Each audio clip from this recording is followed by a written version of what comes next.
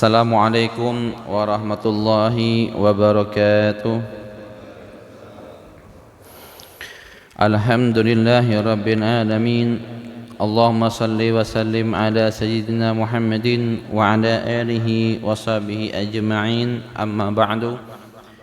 Nawaitu ta'alluma wa ta'lim wa tadhakkura wa tadhkir wa naf'ah wal intifa' والإفادة والاستفادة والحث على التمسك بكتاب الله وسنة رسول الله والدعاء إلى الهدى والدلالة إلى الخير ابتغاء وجه الله وقربه وثوابه من الله سبحانه وتعالى على ما نوى مشايخنا ومربنا حبيب عمر بن محمد بن سليم بن حفيظ وعلاني أن الله يرزقنا علما نافعا والعمل به ورزقا واسعا حلالا طيبا مباركا فيه وعملا متقبلا برحمتك يا أرحم الراحمين ويا أكرم الأكرمين ويا أجود الأجودين. قال المصنف الإمام غزالي رحمه الله تعالى ونفعنا به بعلومه في الدارين آمين.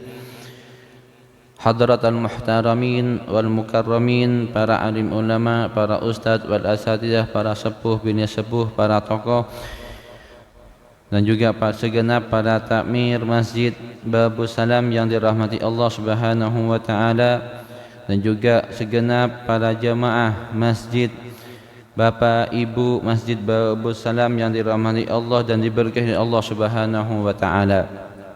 Semoga apa yang telah kita laksanakan pada saat ini, mulai dari niatnya kita berangkat dari rumah menuju rumahnya Allah, masjid ini, mulai dari niat salat berjamaah, subuh berjamaah, mulai dari niat salat subuh berjamaah, dan kita berniat untuk beriktikaf di masjid ini, dan juga kita berniat untuk menyambung silaturahmi antar jamaah, dan berniat untuk mengaji, mencari ilmu yang bermanfaat, menambahkan kedekatan kita kepada Allah dan Rasulnya, berniat untuk menghidupkan syiarnya Allah Subhanahu wa taala dengan salat berjamaah, berniat untuk menghidupkan sunnahnya Nabi Muhammad sallallahu alaihi wasallam. Dan yang ketujuh adalah niat untuk mendapatkan ridhonya Allah Subhanahu wa taala, dan kita melaksanakan pada saat ini semoga menjadi sebab musabab ridhonya dan ampunan Allah Subhanahu wa taala kepada kita semuanya, menjadi sebab musabab mendapatkan syafaatnya Rasulullah sallallahu alaihi wasallam kelak di hari kiamat.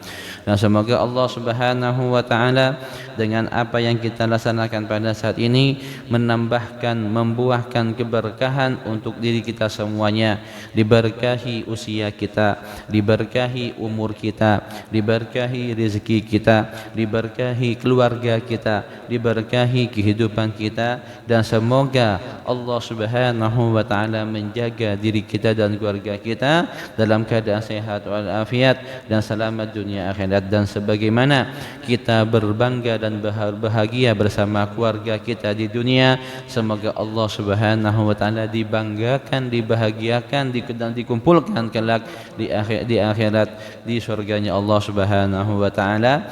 Amin ya rabbal alamin.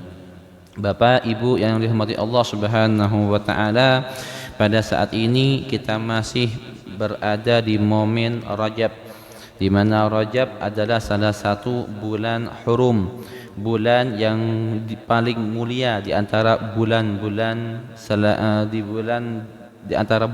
yang lainnya, sehingga disebutkan dalam suatu riwayat bahwasannya bulan Rajab ini adalah bulan yang paling istimewa bagi Nabi Muhammad sallallahu alaihi wasallam. Kalau umatnya Nabi Muhammad ini istimewanya di bulan Rabiul Awal. Kenapa? Karena kelahiran Nabi. Jadi ketika Nabi Muhammad dilahirkan, itu adalah hari ataupun bulan yang paling istimewa bagi makhluk, bagi umat Nabi Muhammad khususnya, bagi manusia, jin, dan juga seluruh makhluk paling istimewa di bulan Rabiul Awal. Akan tetapi di bulan Rajab adalah bulan yang paling istimewa bagi Nabi Muhammad, begitu juga bagi umatnya. Dapat dua. Kalau Rajab istimewanya bagi Nabi Muhammad dan juga bagi umatnya. Kenapa demikian? Karena di bulan Rajab ini Rasulullah sallallahu alaihi wasallam dipanggil oleh Allah Subhanahu wa taala dengan kisahnya Isra dan Mi'raj. Isra, perjalanan Rasulullah dari Makkatul Mukarramah ke Baitul Aqsa, Baitul Maqdis, dan Mi'raj adalah dari Masjidil Aqsa ke Sidratul Muntaha. Inilah keistimewaannya bulan Rajab bagi Nabi Muhammad sallallahu alaihi wasallam, karena Nabi Muhammad bertemu langsung dengan Allah Subhanahu wa taala, bermuwajahah langsung bersama Allah Subhanahu wa taala, di mana tidak ada satu pun dari makhluk ciptaannya Allah yang bermuwajahah langsung selain Nabi Muhammad sallallahu alaihi wasallam di Sidratul Muntaha. Karena Sidratul Muntaha ini adalah tempat di mana hanya Allah dan Nabi Muhammad yang saat itu bertemu. Bahkan malaikat Jibril pun gak mampu untuk memasuki, melangkah satu langkah ke tempat Sidratul Muntaha, sudah gak mampu. Sehingga dalam riwayat menyebutkan, seandainya aku melangkah satu langkah ini ya Muhammad, maka aku akan terbakar oleh nur cahaya yang ada pada Sidratul Muntaha tersebut. Nah, hanya Rasulullah yang mampu, yang bisa memasuki tempat tersebut, sehingga Allah Subhanahu wa taala memberi perintah secara langsung kepada Nabi Muhammad untuk melaksanakan sholat yang awalnya tadi 50 rakaat, sehingga dikurangin dikarenakan bertemu dengan Nabi Musa alaihissalatu wassalam, minta kekurangan, minta keringanan, minta dispensasi kepada Allah Subhanahu wa taala, sehingga dikurangin hingga menjadilah 5 waktu yang kita salat pada saat ini. Maka salat 5 waktu ini adalah hadiah dari Allah kepada Nabi Muhammad, begitu juga untuk umatnya. Kenapa demikian?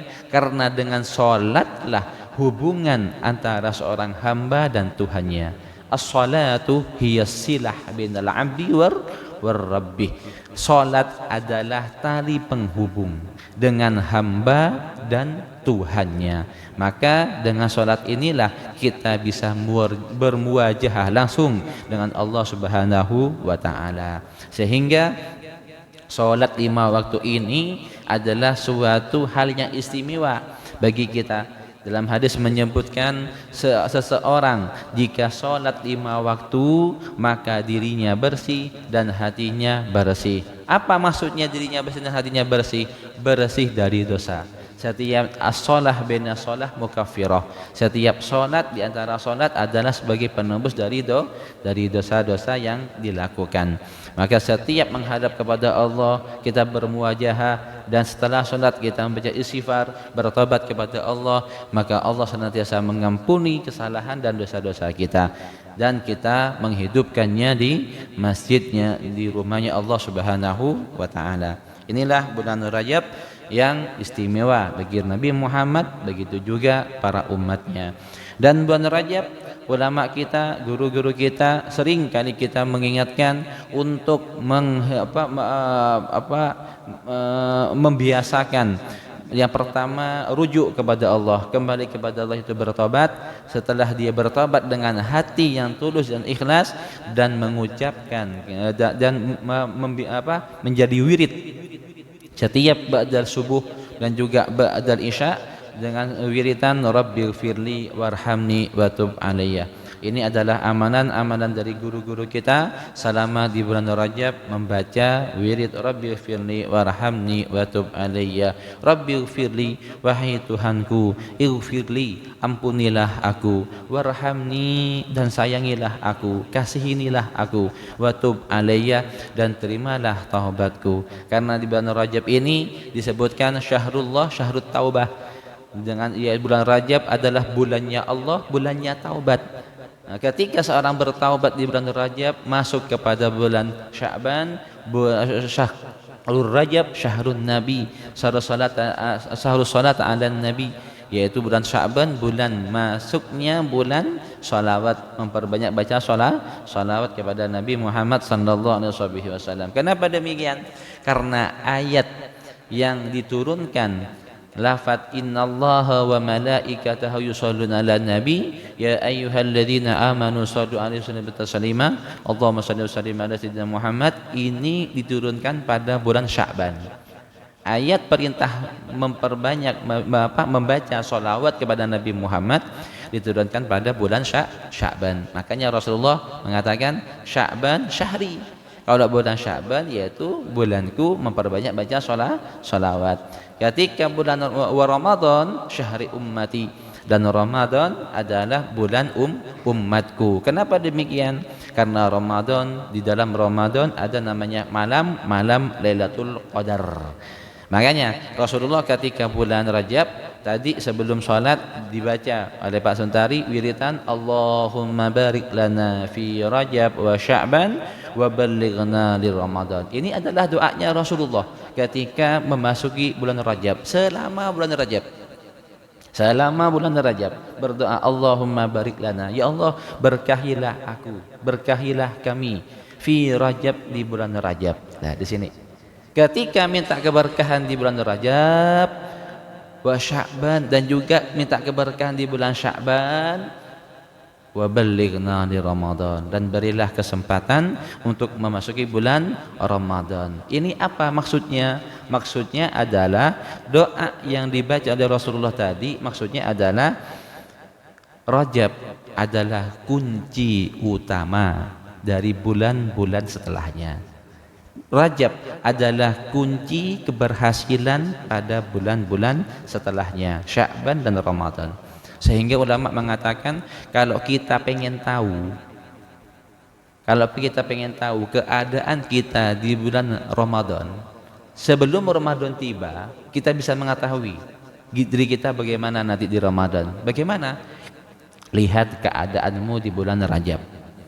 Kalau kamu di bulan Rajab ini bisa memanfaatkan waktunya bulan Rajab, maka kamu juga akan bisa memanfaatkan waktunya pula di bulan Ramadan. Karena keberkahan di bulan Rajab dan juga Sya'ban ini akan akan berpengaruh kepada keberhasilan dan juga keberkahan pada bulan Ramadan. Sampai banyak ulama menyebutkan Rajab adalah syahrun syahrun nabat, yaitu bulan untuk menanam, syahruz zara', bulan untuk menanam. Syahrus Sya'ban syahrus syaki, bulan Sya'ban adalah bulan menyiram. Wa Ramadan syahrun hasad, dan Ramadan adalah bulan memanen. Maka kalau kita pengen tahu bagaimana hasil panennya, lihat bagaimana cara kita menanam dan menyiram tanaman tersebut. Maka enggak lama lagi Rajab akan meninggalkan kita. Ini sudah memasuki bulan kedua, pekan kedua dari bulan Rajab, dan minggu depan memasuki malam Rajab Isra Mi'raj, dan enggak lama lagi kita akan memasuki bulan Sya'ban dan Ramadan. Kita mohon kepada Allah Subhanahu wa taala semoga kita bisa memanfaatkan sisa dari bulan Rajab setelahnya dan mendapatkan keberkahan dari bulan Rajab dan juga Sya'ban, dan semoga Allah Subhanahu wa taala memberikan kita kesempatan, maunah, taufik dan inayahnya untuk bisa melaksanakan di bulan Ramadan, mendapatkan keberkahan Ramadan, menghidupkan di bulan Ramadan. Maka dari sekarang, dari bulan Rajab, jika kita belum berniat, niatkan dari sekarang untuk bulan Ramadan, niatkan dari sekarang untuk menghidupi malam-malam Ramadan dengan sholat tarawih berjamaah, dengan sholat isya berjamaah, maghrib dan 5 waktu berjamaah, dengan membaca Al-Quran, senantiasa membaca Al-Quran dan menghatamkannya, dan memperbanyak bersedekah dan membantu keluarga, tetangga ataupun kerabat fakir miskin, dan menghidupkan waktu-waktunya dengan ibadah kepada Allah Subhanahu wa taala. Karena kita enggak tahu umur itu rahasianya Allah. Masa dan ajal itu rahasianya Allah.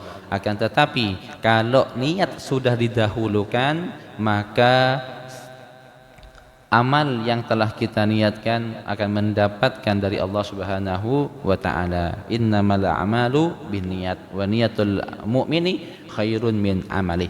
Setiap dari perbuatan membutuhkan niat, dan niatnya seorang mukmin lebih utama, lebih bagus daripada perbuatannya. Maka perbanyaklah berniat untuk melaksanakan kebaikan dan melaksanakan kebaikan tersebut dengan bersungguh-sungguh, hanya semata-mata mengharapkan ridha, maunah, taufik dan ridha Allah Subhanahu wa taala. Semoga diberi kemudahan dan kelancaran pada saat itu. Amin ya rabbal alamin. Bapak, Ibu, jamaah Masjid Babus Salam rahimakumullah. Setelah Imam Ghazali menjelaskan hadis yang menunjukkan tentang hakikat dari tujuan kehidupan kita, yang berbunyi i'mal lidunyaka biqadari maqamika fiha, laksanakan, kerjakan urusan duniamu semasa kebutuhanmu di dunia. Wa'mal li akhiratika biqadri maqamika fiha, dan beramallah, melaksanakan ketaatan kepada Allah Subhanahu wa taala untuk akhiratmu semasa engkau kekal di hidupmu di akhirat. Wa'mal lillahi biqadri hajata ilaihi, dan beramallah karena Allah Subhanahu wa taala setiap dari perbuatan kita untuk Allah Subhanahu wa taala. Biqadri hajatika ilaihi, sekadar hajatmu kepada Allah. Kita membutuhkan Allah setiap waktu. Wa'mal linnari biqadri sabrika 'alaiha, dan jauhilah dari perbuatan-perbuatan yang menyebabkan kamu masuk api neraka sekiranya kamu enggak mampu panasnya api neraka tersebut. Inilah hadis Rasulullah yang menjelaskan maksud, tujuan ataupun hakikat dari kehidupan kita di dunia. Lalu beliau melanjutkan, idza amilta bihadzal hadis, jika engkau benar-benar mengamalkan hadis tersebut, la hajata laka ilal ilmil katsir, kamu enggak akan membutuhkan terpengetahuan, yaitu ilmu yang banyak. Cukup ilmu sedikit tapi kamu amalkan, lebih baik, lebih bagus daripada banyak ilmu yang kau pelajari tapi tidak satu pun engkau amalkan. Lebih baik ilmu yang sedikit, ilmu yang cukup untuk kita manfaatkan sehari-hari, kewajiban kita setiap waktu kita amalkan, dan ini lebih baik, lebih bagus daripada banyaknya ilmu tapi enggak diamalkan. Wa ta'ammal fi hikayatin ukhra, dan Imam Ghazali memberikan suatu cerita seorang saleh, seorang as-salafus shalihin, yaitu Hatim al-Asam. Hatim ini adalah seorang kaya raya dulunya. Sebelumnya beliau adalah seorang yang kaya raya, orang yang sangat saudagar kaya raya, seorang pedagang sukses. Hatim ini sebelumnya masih mudanya seorang pedagang sukses, jujur dan dikenal sama orang. Hatim ini sebelumnya, dulu sebelum dia mondok, jujur orangnya. Lalu suatu ketika ada seorang wanita yang memiliki kedudukan di masyarakat, berbelanja ke tokonya Hatim suatu hari. Jadi si perempuan ini membawa beberapa orang khadimnya atau pegawainya, memiliki kedudukan, orang yang memiliki martabat di tempatnya, berbelanja ke tokonya Hatim. Karena Hatim ini terkenal jujurnya dan juga pelayanannya bagus. Ketika memasuki toko Hatim dan si wanita ini melihat-lihat ke kanan, kiri, depan, ke belakang, satu ketika si wanita ini kentutnya berbunyi fusha. Ketika kentut, lah Hatim ini pura-pura enggak dengar. Si Hatim ini Si Hatim ini pura-pura enggak dengar. Kenapa? Karena Hatim melihat wajahnya ini sudah mulai memerah, artinya malu, sungkan. Orang yang punya memiliki kedudukan, memiliki kewibawaan, malah kentut, kan enggak enak, sungkan, malu. Lah Hatim ingin apa? Ingin menghilangkan sifat malu yang dirasakan oleh si perempuan tadi, oleh kentut tadi. Nah, dan si perempuan manggil Hatim, ya Hatim. Lalu Hatim pura-pura enggak dengar. Ya Hatim, pura-pura enggak dengar. Ya Hatim, sampai teriak. Baru Hatim menoleh. Ada apa? Ada apa? Kalau manggil saya agak dikit keras, saya enggak dengar, kata Hatim. Dan saat itu si wanita ini hilang. Artinya sudah enggak malu lagi. Enggak malu, enggak sungkan sama Hatim karena kentutnya tadi. Nah, makanya Hatim dijuluki dengan Hatim al-Asom. Asom ini arti maknanya adalah yang tuli. Dia enggak tuli, sadar dia enggak tuli, normal, tapi dijuluki yang tuli karena dia telah berpura-pura tuli terhadap wanita yang pernah kentut di tokonya, dan sehingga wanita tersebut tidak merasa malu atau sungkan kepada Hatim.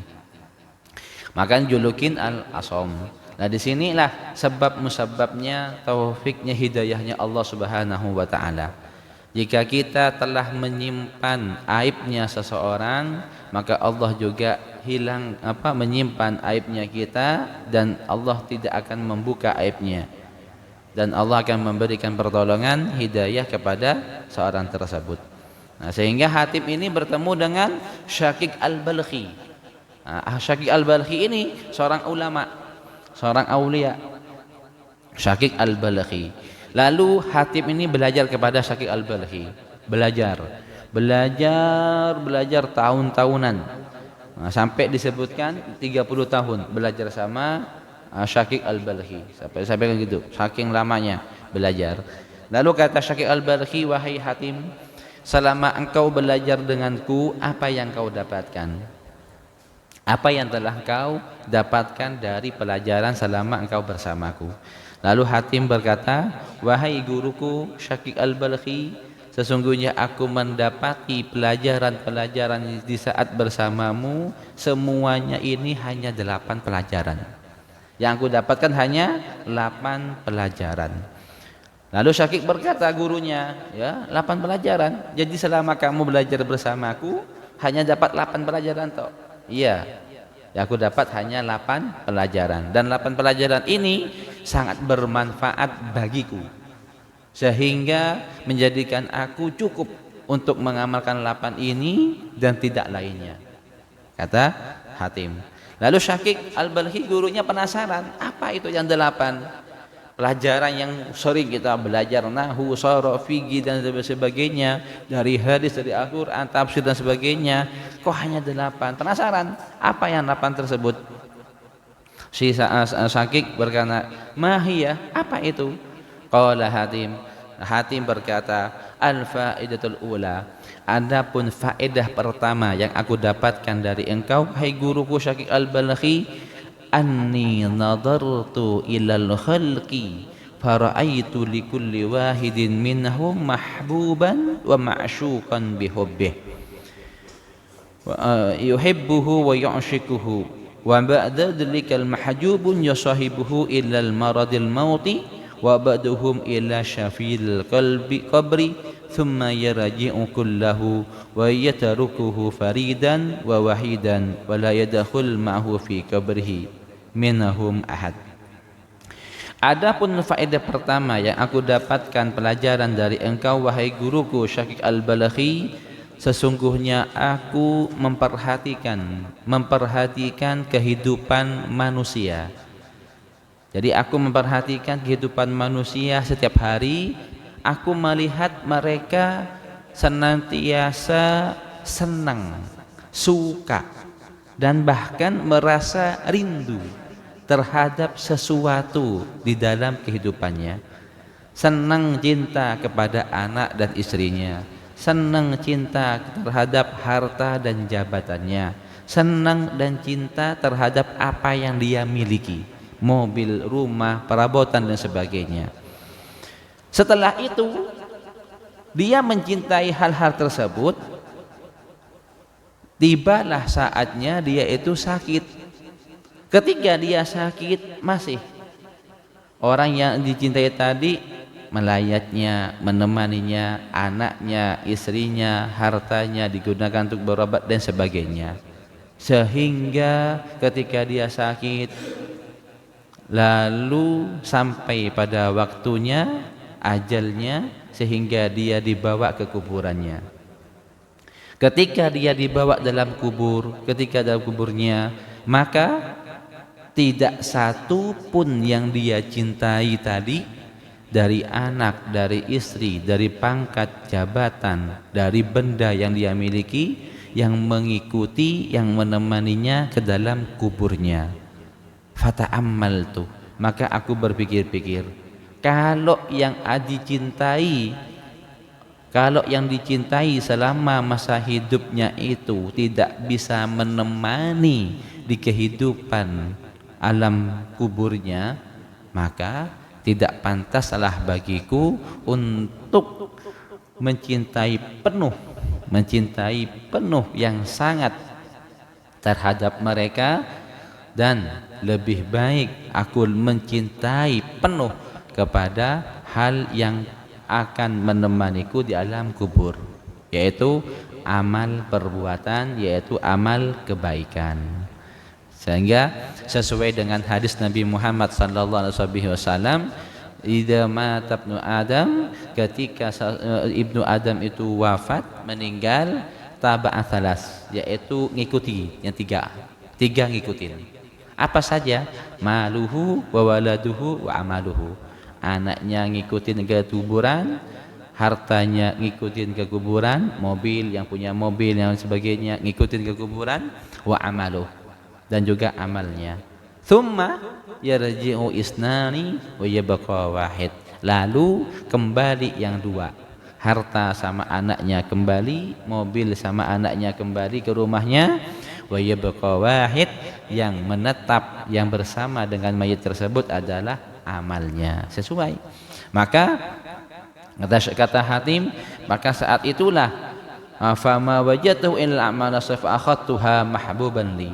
Maka saat itu aku memikirkan, kalau amal kebaikan itu senantiasa menemani aku di alam kubur, maka lebih baik aku memperjuangkan diriku untuk senantiasa bersemangat untuk melakukan amal-amalan baik, amalan perbuatan yang baik, segalanya, semuanya.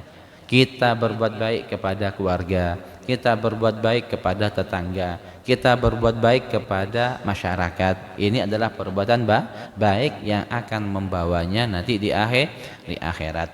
Salat berjamaah 5 waktu, berjalan dari rumah ke masjid berpahala, bersedekah dan sebagainya adalah perbuatan baik. Ini akan menemani kita di alam kubur, sehingga di alam kubur itu amal yang kita lakukan, perbuatan yang kita lakukan itu akan menjelma. Kalau amalan baik akan menjelma hal yang bagus, yang wangi, yang indah. Nah, begitu juga perbuatan buruk, perbuatan yang tidak baik akan menjelma hal yang enggak baik juga, busuk, suram, menakutkan dan sebagainya. Maka akan ditemani oleh perbuatan amal kebaikan. Maka kata Hatim, maka aku semangatkan diriku untuk senantiasa berbuat baik terhadap semuanya, terhadap diriku, terhadap keluarga, terhadap masyarakat dan seluruhnya.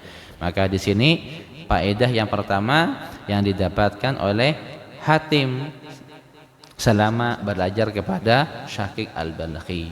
Adapun faedah yang kedua yang didapatkan oleh Hatim, bahwasanya inni ra'aitul khalqa, sesungguhnya aku juga memperhatikan kehidupan manusia, yaktaduna ahwa'ahum, mereka mengikuti hawa nafsunya, keinginannya, senantiasa mengikuti keinginan hawa nafsunya. Wa yubadiruna ila maradati anfusihim, dan mereka senantiasa mengikuti apa yang diinginkan oleh hawa nafsunya, sedangkan hawa nafsu manusia itu condong kepada hal-hal yang tidak baik. Setiap dari hawa nafsu lebih cenderung kepada hal yang tidak baik. Maka nafsu itu ada nafsu ammarah, ada nafsu lawamah, ada nafsu mardiyah dan sebagainya. Nah, ketika mereka senantiasa mengikuti hawa nafsunya, aku membaca Al-Quran di saat pelajaran tafsir atau pelajaran Al-Quran, membaca kalimat, membaca surat ayat wa amma man khafa maqama rabbih wa nahan nafsa 'anil hawa fa inna jannata hiyal ma'wa. Adapun orang yang takut yang takut maqama rabbih, terhadap kedudukan Allah Subhanahu wa taala, yaitu orang yang bertakwa, wa nahan nafsa 'anil hawa, dan menjauhi segala hawa nafsunya, fa innal jannata hiyal ma'wa, maka tempatnya kelak adalah surga. Maka aku fokuskan, tetapkan pada diriku untuk tidak mengikuti hawa nafsuku. Ketika ada hawa nafsu yang terbesit dalam diriku, maka aku palingkan dengan perbuatan-perbuatan yang baik. Maka aku palingkan, menjauhkan diriku dari hawa nafsu tersebut. Ini adalah faedah yang kedua yang didapatkan oleh Hatim Al-Asam, yaitu yang pertama tadi, yaitu melakukan senantiasa melaksanakan perbuatan baik. Yang kedua, menjauhi diri dari hawa nafsu. Ini yang kedua. Tinggal yang ketiga, keempat, dan kelima, dan keenam, insyaallah akan kita lanjutkan di kesempatan yang akan datang di bulan Sya'ban insyaallah subhanahu wa taala. Semoga sedikit dari apa yang kita sampaikan pada saat ini menjadi ilmu yang bermanfaat dan barakah, dan khususnya di bulan Rajab ini Bapak Ibu semuanya manfaatkan. Kita tidak tahu umur kita, usia kita di tahun akan depan, atau kita nggak tahu apakah Ramadan akan kita mendapatinya. Maka berniatlah dengan segala niatan yang baik, berniatlah dengan niat untuk melaksanakan kewajiban ataupun sunnah-sunnahnya Nabi Muhammad SAW, dengan memanfaatkan bulan Rajab ini, bulan Sya'ban dan juga Ramadan. Dan semoga Allah Subhanahu wa taala kita senantiasa berada di dalam lindungannya, dan senantiasa mendapatkan taufik, rahmat dan inayahnya, dan kita semuanya mendapatkan ilmu yang bermanfaat dan barokah. Dan semoga dengan amalan kebaikan yang kita lakukan, dengan keberkahan yang kita dapatkan, membuahkan kita diakhiri dalam keadaan husnul khatimah. Ya Allah biha, ya Allah biha, ya Allah bi husnul khatimah. Amin ya rabbal alamin. Ada pertanyaan? Monggo Bapak Ibu. Monggo, masalah Rajab, Sya'ban, Ramadan hampir dekat dan sebagainya.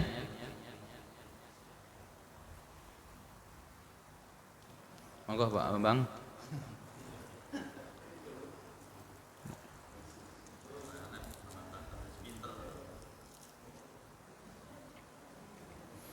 La ilaha illallah. Bismillahirrahmanirrahim. Gimana? Sahabat dah cukup? Ya cukup ke? Bismillahirrahmanirrahim.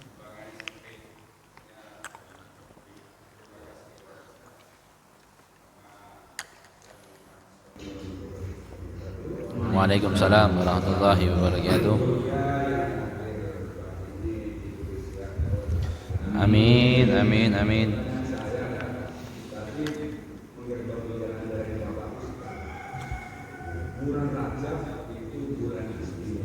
Naam.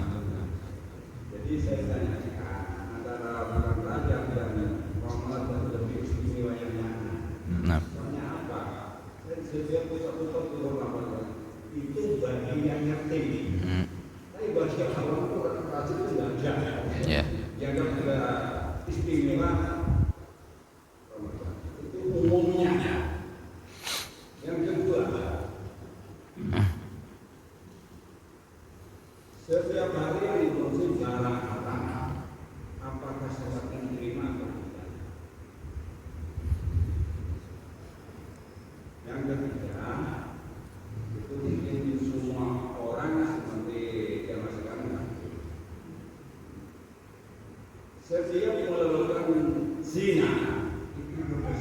sah, jelasnya tidak bisa jadi. Nah, contohnya sekarang itu mungkin tahu semua, mungkin bahkan dengan apa terjadi atau tidak. Seorang racun itu kan jelas berbuat zina, jelas tidak sholat, jelas tidak. Kenapa hanya perbuatannya dengan kebaikan sendiri? Ada hanya memberi minum sampai masuk surga. Terus mulut kasih suka. Terlebihnya di mana? Terima kasih. Assalamualaikum warahmatullahi wabarakatuh. Waalaikumsalam warahmatullahi wabarakatuh. Masya Allah, tabarakallah. Ini pertanyaan yang sangat istimewa ini. Yang pertama tadi keistimewaan Rajab dan Ramadan. Keistimewaan Rajab tadi sudah kita jelaskan. Rajab ini keistimewaannya bagi Nabi Muhammad sallallahu alaihi wasallam. Ini istimewa secara khusus. Keistimewaan secara khusus bagi Nabi Muhammad. Kenapa? Karena bulan Rajab adalah bulan di mana Allah bertemu atau Nabi Muhammad bertemu langsung dengan Allah Subhanahu wa taala. Karena bertemu dengan Allah ini adalah keistimewaan mutlak. Tidak ada bandingannya di antara lainnya. Karena bertemu dengan penciptanya dengan secara langsung, dan ini adalah khusus kepada Nabi Muhammad sallallahu alaihi wasallam. Ini adalah keistimewaan secara khusus untuk Nabi Muhammad sallallahu alaihi wasallam. Adapun Ramadan tadi, Rajab adalah syahrullah. Rajab adalah bulannya Allah. Wa Sya'ban adalah syahri. Sya'ban adalah bulanku. Wa Ramadan adalah syahri ummati, yaitu bulannya umatku. Lah, keistimewaan Ramadan untuk umat Nabi Muhammad, dan juga untuk Nabi Muhammad juga dapat. Apa? Karena bulan Ramadan adalah ada bulan di mana malam tersebut malam Lailatul Qadar, di mana malam Lailatul Qadar khairum min alfi syahr, lebih bagus, lebih utama daripada 1000 bulan. Ini adalah keistimewaan di bulan Ramadan untuk siapa? Untuk segenap umat, untuk seluruhnya umatnya Nabi Muhammad yang mengikuti perintahnya Allah, menjauhi larangannya Allah, mengikuti Nabi Muhammad sallallahu alaihi wasallam. Ini adalah dua keistimewaan. Yang pertama, Rajab secara khusus kepada Nabi Muhammad. Yang kedua, Ramadan istimewa secara umum. Ini adalah keistimewaan Rajab dan Ramadan, khusus dan juga umum. Adapun yang kedua, sholat, apakah dengan makan makanan yang haram? Iya, makanan haram. Memang dalam hadis menyebutkan, dalam hadis Arba'in yang sebelumnya pernah kita pelajari, seorang tua yang menadahkan tangannya berdoa kepada Allah Subhanahu wa taala, ya Rabb, ya Rabb, ya Rabb, kaifa yustajabu, dalam hadisnya itu bagaimana Allah mengijabahi bagaimana mau Allah mengijabahi doanya tersebut, sedangkan mat'amuhu haram, makanannya haram, wa malbusuhu haram, pakaiannya haram, wa mat'amuhu haram, dan yang dia makan itu haram. Nah, ini hadis ini menunjukkan bagaimana at-tahdzir, yaitu mengingatkan kepada kita untuk menjauhkan diri kita dengan perkara hal yang haram, sehingga perkara yang haram ini, hal-hal yang haram ini menjadi hijab, menjadi tamang tabir dari ijabahnya doa ketika dia berdoa. Lah, ketika dia sholat terhadap qabul, terima tidaknya sholatnya kita itu bukan urusan kita. Terima tidaknya sholatnya kita itu semuanya urusan Allah Subhanahu wa ta'ala. Karena dalam sholat itu ada dua makna. Yang pertama adalah makna zahir, makna zahir adalah syariat, makna batin adalah ikhlas, yaitu qabul amal. Nah, kalau kita sudah melaksanakan sesuai dengan syariatnya, rukunnya, syaratnya, sahnya dalam sholat, kita sudah tidak lagi diminta pertanggungjawaban kalau sudah melakukan perintah tersebut. Nah, di sini ini dalam segi makna syariat. Dalam segi makna hakikatnya, qabulul amal itu semuanya dari Allah. Karena tidak satu pun dari kita, siapapun itu yang mengetahui sholatnya diterima, puasanya diterima, zakatnya diterima, gak ada satupun yang tahuin. Sampai-sampai Syekh Umar Mukhdar berkata, seandainya aku mengetahui, artinya Allah memberitahu kepadaku bahwasanya satu zikirku diterima sama Allah. Ya, bukan amal, bukan sholat, bukan zakat, bukan puasa, bukan. Satu zikirku, karena Umar Mukhdar itu setiap waktunya berzikir. Tidak ada waktu dalam waktunya kecuali dengan berzikir.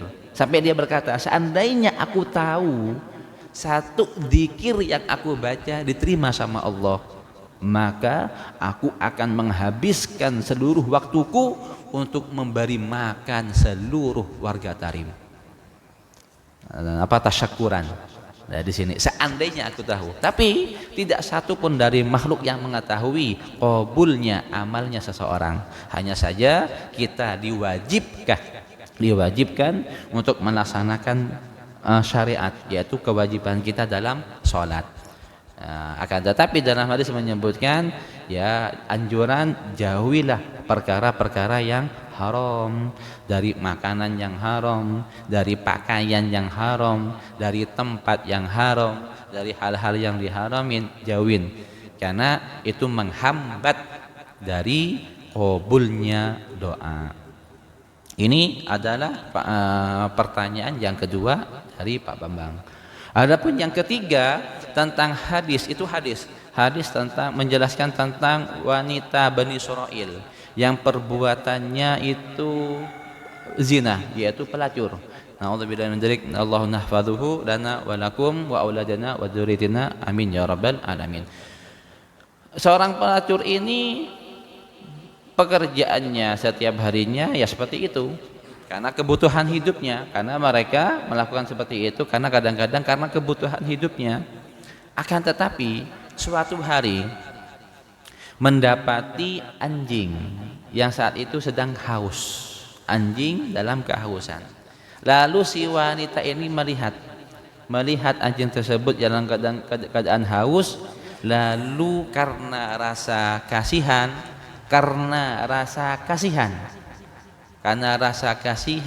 terhadap anjing tersebut, wanita ini turun ngambil air ke dalam sumur dan memberikannya. Lah, yang di sini yang harus kita perhatikan adalah yang pertama, si wanita ini merasa kasihan terhadap anjing. Anjing adalah makhluknya Allah, walaupun dalam syariat dia najis. Yang kedua, ketika ada rasa tulus hati, kasihan, dan dilakukan dengan perbuatan mengambilkan air dan meminumkannya, inilah menjadi musabab hidayahnya Allah Subhanahu wa ta'ala. Sama kayak barusan Hatim al-Asom. Hatim ini sebelum dia berguru kepada Syakir al-Balakhi, seorang pedagang masih muda, tapi dia jujur. Lah, dikarenakan wanita yang saudagar ini kentut, dia menyimpan aibnya si wanita tersebut, pura-pura tuli. Agar kenapa? Agar si wanita ini tidak sungkan, gak malu. Sehingga juluki al-Asom, dikarenakan perbuatan baik dengan rasa ikhlas. Lalu Allah memberi dia hidayah, dan taufik sehingga dia bertobat.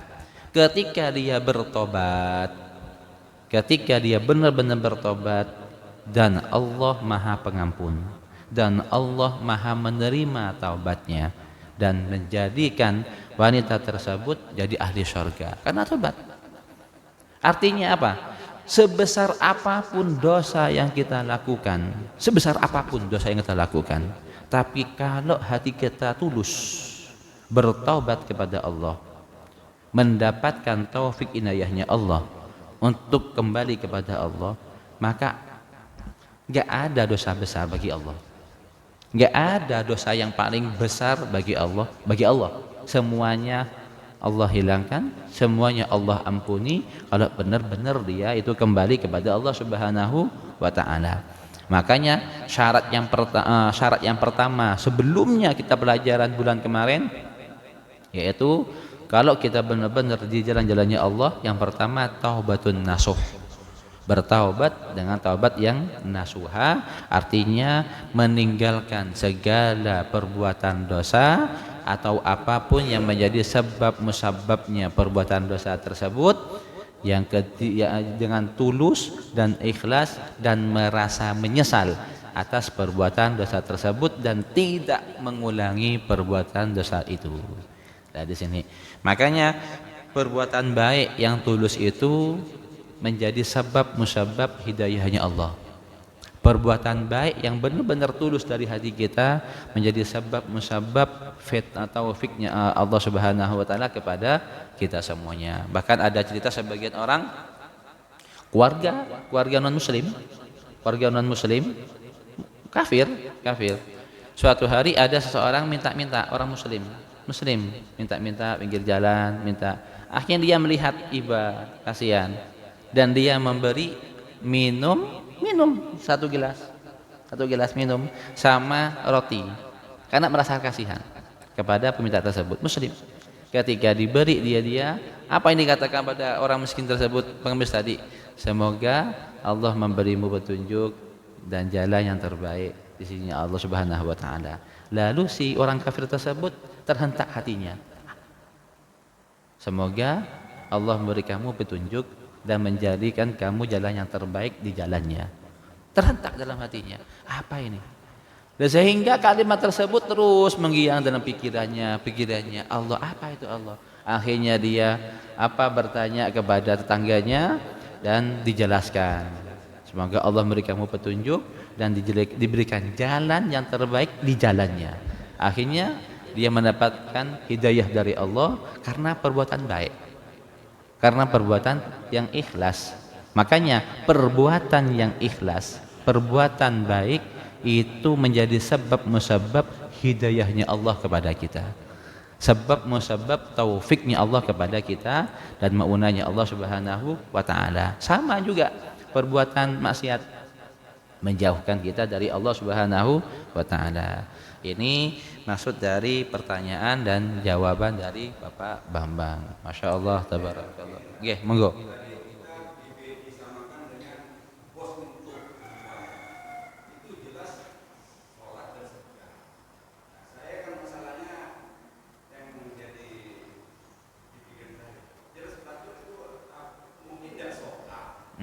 Iya.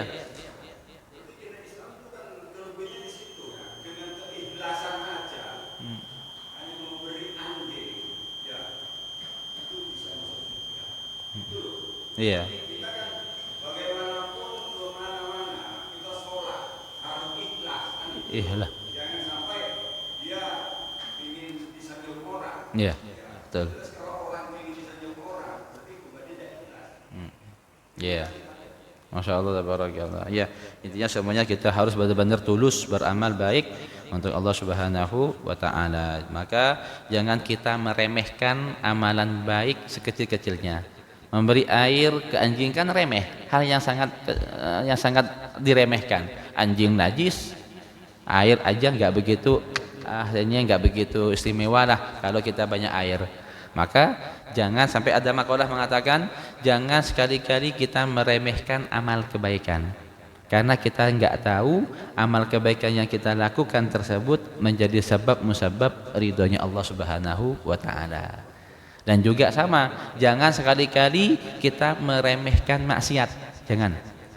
Maksiat ini kecil, maksiat ini kecil. Jangan sekali-kali meremehkan perbuatan maksiat. Kita nggak tahu, mungkin karena perbuatan maksiat tersebut yang kecil itu menjadi sebab musabab murkanya Allah Subhanahu wa taala. Maka jangan sekali-kali kita meremehkan amal perkebaikan dan jangan sekali-kali kita meremehkan amal keburukan. Dan semoga Allah Subhanahu wa taala kita mendapat ilmu yang bermanfaat dan diberikan kekuatan, taufik, inayahnya, hidayahnya dari Allah Subhanahu wa taala sehingga kita bisa melaksanakan amal kebaikan khususnya di bulan Rajab Al-Muharram, di bulan Sya'ban dan Ramadan, dan diberikan kita kesempatan memasuki bulan Ramadan dengan melaksanakan puasa yang baik, yang ikhlas kepada Allah Subhanahu wa taala, melakukan amal kebaikan, salat tarawih, membaca Al-Qur'an, menghidupkan syiar-syiarnya Allah Subhanahu wa taala, mendapatkan keberkahan dari hari-hari kita. Dan semoga Allah Subhanahu wa taala memberikan pertolongan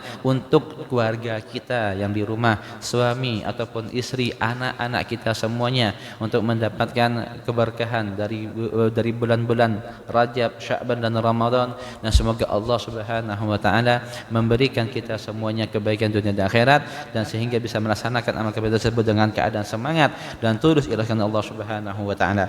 Allahumma inna nas'aluka fi kulli khairin bima salaka minhu abduka wa nabiyyuka sayyidina Muhammadin sallallahu alaihi wasallam min ibadika salihun, wa na'udzu bika min kulli syarrin ista'adha minhu abduka wa nabiyyuka sayyidina Muhammadin sallallahu alaihi wasallam min ibadika salihun, antal musta'an wa alaikal balagh wa la hawla wa la quwwata illa billah. Allahumma akhrij min qulubina kulla qadarin lidunya wa kulla mahadin khanqin yamil bina ila ma'siyatik وشغلنا عن طاعتك أن يربنا بين تحققك بمعرفتك الخاصة ومحبتك الخالصة. اللهم إنا نسألك حبك وحب نبيك وحب من يحبك، اللهم اجعل وحب من عمل صالح بخير، اللهم اجعل حبك أحب إلينا من كل شيء ومن المغرب برحمتك يا الراحمين. صلى الله على سيدنا محمد وعلى آله وصحبه وسلم. الحمد لله رب العالمين. ربنا وتقبل منا بأسرار الفاتحة. أعوذ بالله من الشيطان الرجيم. بسم الله الرحمن الرحيم. الحمد لله رب العالمين الرحمن الرحيم مالك يوم الدين. إياك نعبد وإياك نستعين اهدنا الصراط المستقيم صراط الذين أنعمت عليهم غير المغضوب عليهم ولا الضالين آمين. سبحانك اللهم وبحمدك أشهد أن لا إله إلا أنت أستغفرك وأتوب بك. Terima kasih banyak dan mohon maaf. Assalamualaikum warahmatullahi wabarakatuh. Allahumma salli ala Muhammad. Untuk bulan Rajab ini kan dari kecil kan sudah tertanam. Kalau dalam bulan Rajab itu ada kesenangan puasa di bulan Rajab, dan nanti pahalanya itu katanya nanti di surga ada bungawan Rajab ya. Informasinya kan dulu itu kan ketika kamu menjelang satu kali setelah puasa di bulan Rajab, kamu dapat hadiah satu gelas minum air susu dari Bungawan Rajab ini ya. Ya nanti ketika minum itu sampai berapa tahun nggak haus gitu kan. Itu kan dulu yang ketika saya nanam, dan itu sampai sekarang pun itu masih masih menancap, masih akhirnya kan sampai sekarang pun sering kali kita ini melaksanakan sholat di bulan Rajab. Tapi di akhir ini kan dibentangkan. Jadi bahkan informasinya untuk akhir ini enggak dari apa namanya hadis itu kurang sokah itu informasinya itu seperti itu. Makanya dari situ kan akhirnya kan agak gini lagi. Nah itu amal itu ya tentang fardhu ulama. Itu hadisnya masuk ke hadis pada ulama. Itu hadis masuk kepada hadis ulama. Fardhu ulama itu memang kalau kita kaji secara muskola memang nggak sulit, akan tetapi pengamatan hadis ulama sulit. Pengamanannya sulit.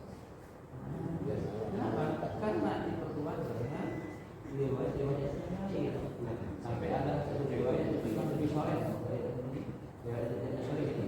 Afdhalus siyam ba'da Ramadan syahrul muharram tsumma paling utamanya puasa setelah Ramadan itu adalah bulan Muharram lalu Rajab. Nah, disinilah yang menguatkan tentang puasa Rajab. Tentang tadi hadis Fadil Amal itu. Kalau seseorang berpuasa bulan Rajab mendapatkan tenaga besar, memberikan karena Rajab adalah bulan istimewa belum. Begitu. Apalagi nanti puasa di hari nanti ini apa? Sabtu kan? Sabtu kan 27 Rajab. Ada Fadil Amal juga itu ada hadisnya juga. Tapi hadis Fadil Amal, hadis Fadil Amal walaupun itu bukan hadis sahih secara mustalah. Hadisnya mustalah itu adalah ilmu yang menjelaskan tentang dua periwayatnya sama matanya. Namanya mustalah. Nah, secara mustalah ini enggak sahih. Akan tetapi pengamalannya mengamalkan ini sahih. Ini dibenarkan. Kenapa? Karena masuk kepada status fadhailul amal. Nah, orang yang melarang untuk mengamalkan hadis fadhailul amal ngaji dulu. Disuruh ngaji dulu hadis kitab tentang mustalah hadis tentang hukum hadis dhaif. Nah, karena ini mustalah ini kan pada mustalah ini kan misalkan contohnya ya An Umar bin Khattab radhiyallahu anhu qala sami'tu Rasulullah yaqulu innamal a'malu binniyat. Umar Khattab ini adalah sanad. Innamal a'malu binniyat adalah hadis. Nah, mustalah itu membahas ini keduanya. Membahas orangnya, sahabatnya Umar bin Khattab sama siapa? Sama matan hadisnya. Ini mengatakan ada sahih, ada hasan, ada sahih, ada dhaif. Makanya dia mengatakan ini hadisnya enggak sahih. Oke, betul dalam sejarah mustalah hadis. Tetapi pengamalannya ini hadis sahih. Pengamalannya dibenarkan. Kenapa? Karena ini hadis termasuk kategori fadhailul amal. Apa itu fadhailul amal? Memberi semangat, motivasi dalam perbuatan baik bagi mereka yang melakukan.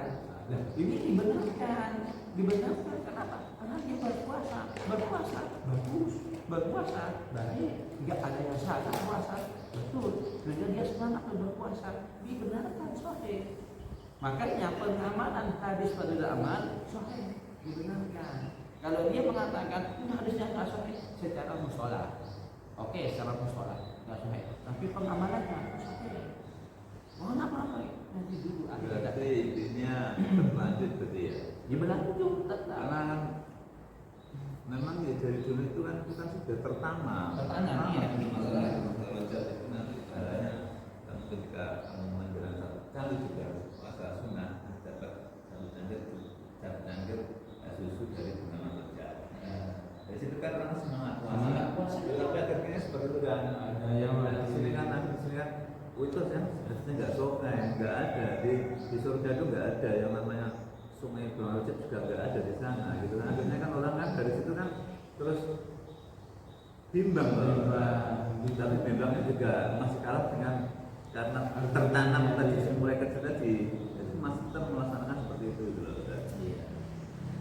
Jadi yang bimbangnya itu enggak ngaji lagi seperti itu. Iya.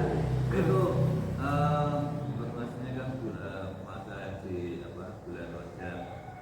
Syakban itu ada sangat puasa ya. Sebenarnya gini, tentang puasa itu semuanya puasa satu tahun itu semuanya baik. Ya ada. Bahkan di dalam hadis riwayat Muslim itu ada dua. Kila dikatakan itu Rajab, kila dikatakan itu Sya'ban. Seperti kemarin saya fakta di sini menyebutkan itu hadis yang di Rajab. Ada juga hadis di Sya'ban. Hadis di Sya'ban ini sama Rajab sama. Bahwasanya Rasulullah ini senantiasa berpuasa, intinya senantiasa berpuasa Rajab atau Sya'ban. Sehingga kami tidak berprasangka Rasulullah sama sekali tidak berbuka. Artinya apa? Selama 2 bulan Rasulullah berpuasa. Kadang-kadang kami melihat Rasulullah nggak berpuasa, sehingga kami berprasangka Rasulullah sama sekali tidak berpuasa. Artinya apa? Boleh kita berpuasa, boleh boleh pula puasa Rajab atau Sya'ban, bebas. Hanya saja nanti di 15 Sya'ban terakhir itu ada 5 hal yang dilarang untuk berpuasa. Selain dari selain dari 5 ini nggak boleh berpuasa. Siapa saja? Yang pertama, yang boleh berpuasa pada 15 Sya'ban ke belakang itu, yang pertama adalah tahnits, melanggar sumpah, maka dia wajib berpuasa. Tahnits. Yang kedua, kalau dia terbiasa berpuasa. Tapi kalau dia nggak terbiasa berpuasa, harus puasa. Kalau nggak, takutnya bosan itu ya. tapi 15 terakhir itu. Yang ketiga, wasil, orang yang menyambungkan puasa awal Sya'ban 14, 15, lalu 16, menyambungkan, boleh berpuasa. Yang keempat adalah karena dia modok Ramadan pada tahun lalu, boleh dia berpuasa. Terus yang kelima adalah kalau dia membayar kafarat puasa. Misalkan dia bayar kafarat puasa, dulu pernah melakukan hal yang enggak bagus di Ramadan, maka dia wajib puasa 2 bulan seperti itu. 2 bulan baru puasa pakai itu boleh. Jadi 5 ini. Selain dari 5 ini tidak dianjurkan untuk berpuasa. Sebagian dari pendapat Mas. Sebagian lagi yang enggak apa-apa. Toh hukumnya puasa itu boleh-boleh. Jadi kita lihat hadis puasa itu kan yang paling kuat hadis Muslim ya, yang sering kita dengar. As-saumuli wa ana azzi'ubi. Puasa itu adalah aku yang yang pantas memberi dia pahala atau sebagainya. Jadi artinya kita puasa kapanpun dibenarkan. Yang tidak dibenarkan puasa itu hanya 5 hari. Yang enggak boleh, haram lah. Apa saja? Yang pertama, puasa di hari Idul Fitri, haram. Yang kedua, puasa di hari Idul Adha, haram. Yang ketiga, 3, 4, 5, puasa di hari Tasyrik, haram. Tapi selain dari 5 ini, silakan puasa, apa-apa, tidak masalah. Orang yang mengatakan tidak ada ini, kira perlu mengaji lagi atau lebih dalam. Wajar. Apalagi nanti puasa 3 hari bulan Ramadan.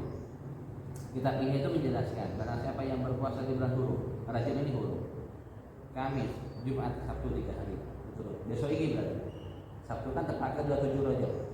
Kamis, Jumat, Sabtu 3 hari berturut. Apa?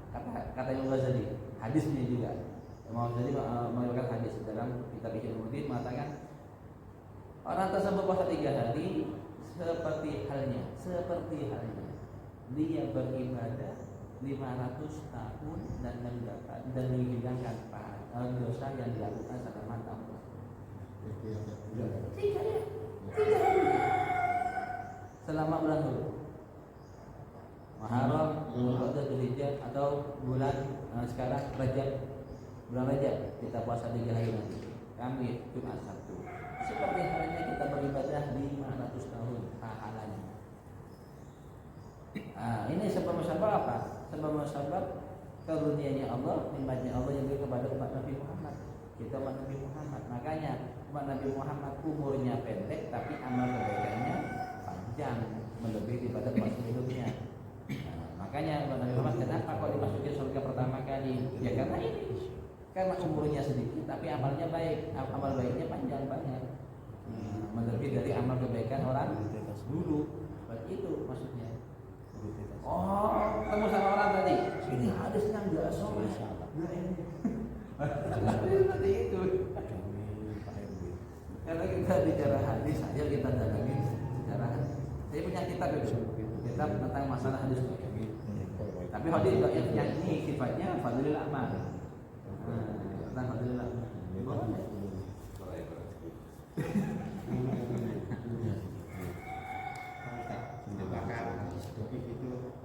Ini Nabi Muhammad menyampaikannya kepada satu orang saja, nggak dalam satu majelis itu. Ini Mbak Yusuf. Hadis doif itu kan dikatakan doif, hasan, sahih kan karena muskolah. Muskolah ini kan melihat dua, melihat dari jalur sanad sama melihat matan. Nah, kalau sanadnya ini, misalkan sanad ini akan tetapi salah satu dari mereka itu ada orangnya yang fasik. Kadang-kadang di salah satunya melakukan amal yang kurang baik dalam syariat. Ini dikatakan dhaif. Rasanya. Namanya orang yang sering bohong dia. Betul. Misalkan an aqua, an klub, an mineral, an ini sampai kepada misalnya anna dari apa? Dari pula misalkan. Pula bahwasanya orang melakukan ini seperti ini. Nah, ini dibahas semuanya. Aqua, klub, mineral ini syarat mereka semuanya sigoh enggak? Kata-kata sigoh itu terpercaya enggak? Nah gini, terpercaya enggak? Kalau salah satunya ini enggak terpercaya, oh ternyata dari si Fulan, dia ini sering bohong. Ini semuanya enggak pernah bohong. Ini enggak pernah bohong. Ternyata satu ini yang pernah bohong. Nah maka mengefek kepada ini hadis. Dikatakanlah dikatakan hasan sahih. Ini yang dalam segi sanad. Yang kedua dalam segi matan.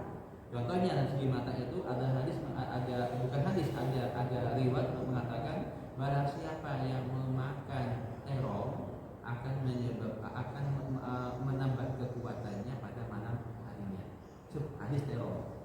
Hadis terong ini maudhu sebenarnya tentang terong. Makanya kenapa ini hadis kok dikatakan maudhu? Karena dari matan ini dari matanya ini nggak mungkin Rasulullah membahas tentang terong. Tuh Rasulullah membawa syariat, kok masa Rasulullah jualan terong? Satu, yang kedua dari sana semuanya ini pedagang semua. Dari sana semuanya, semua dari awal sampai ke akhir pedagang semua. Ini pedagang terong, ini pedagang sayur, ini pedagang kentang, ini pedagang cabai, ini pedagang semua. Maka ini semua ini hadis dikatakan hadis maudhu, hadis yang dibuat-buat. Nah, gitu. Ini maudhu. Kenapa? Karena dari sanad semuanya enggak benar, dari makan juga enggak benar. Mungkin Rasulullah benar. Ada di sekitar ini. Ada, namanya maudhu'at. Nama kitabnya kitab Al-Maudhu'at. Itu maudhu'at. Enggak boleh kita baca itu. Hanya untuk sebagai penelitian saja. Biar tahu saja. Karena itu maudhu'. Enggak boleh dibaca. Maksudnya enggak boleh dibaca. Digaji enggak boleh. Hanya sebatas pengetahuan aja, penelitian aja, sebagai penelitian. Biar kita tahu ini hadis maudhu', ini hadis maudhu karena kita tahu. Nah, ini hadis dhaif ini yang dibahas. Nah, misalkan kalau ini bahkan Imam Bukhari kan kitab yang paling mulia setelah Al-Quran itu kan kitab Imam Bukhari yang dibaca sekarang orang baca. Khatamnya nanti hari Jumat di Masjid Budol, kalau di Tuban. Di Tuban itu di Budol hari Jumat besok, Badal Asar khatamnya. Kitab yang paling mulia setelah Al-Quran adalah kitab Imam Bukhari. Kenapa? Karena Imam Bukhari itu setiap satu hadis yang dia tulis itu semua sanadnya, an-an semuanya sahih, terpercaya. Karena suatu hadis terjadi, Imam Bukhari mau ambil hadis, dan ternyata yang punya ini hadis, yang punya sanad ini, Imam Bukhari mendapati dia nipu hewan. Bagaimana nipu hewannya? Nipu hewan manusia. Dia, misalnya saya punya hadis ini, sanadnya. Lalu kuda saya di sana, manggilnya dia, saya ambil keranjang, lalu dia berprasangka ini adalah ada makanan. Imam Bukhari lihat dari jauh, ini kudanya punya sanad hadis. Ketika kudanya nyamperin dia, dipegang, lalu ditaruh keranjang. Imam Bukhari bukan langsung datang ke orangnya, datang ke siapa? Datang ke keranjangnya. Imam Bukhari ketika lihat dia seperti itu, Imam Bukhari langsung datang ke keranjangnya, bukan datang ke orangnya, tapi datang ke keranjangnya. Ketika lihat di keranjangnya, ternyata keranjangnya nggak ada rumput, nggak ada makanan. Lalu Imam Bukhari ditanya, kenapa ini? Assalamualaikum, masuk sini jalan ini. Assalamualaikum, salam. Kenapa itu kok lihat anak begini lalu yang pergi apa? Imam Bukhari mengatakan awalnya, saya kesini mau mengambil hadis dari engkau, mau mengambil sanad hadis dari engkau. Akan tetapi saya melihat engkau telah menipu Imam, maka aku nggak mau kitabku yang ditulis ini satu periwayat